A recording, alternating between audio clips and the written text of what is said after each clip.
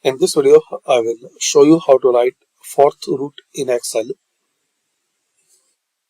So guys, there is a simple and easy way to write this symbol in Excel. You have to click on this insert and equation. Once you click on equation, so second line you will see this cube root and its fourth root. Just select it. Another way you can write slash qdrt slash qdrt. Now press space one time slash qdrt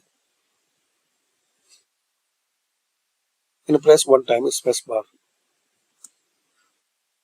So you can write this symbol.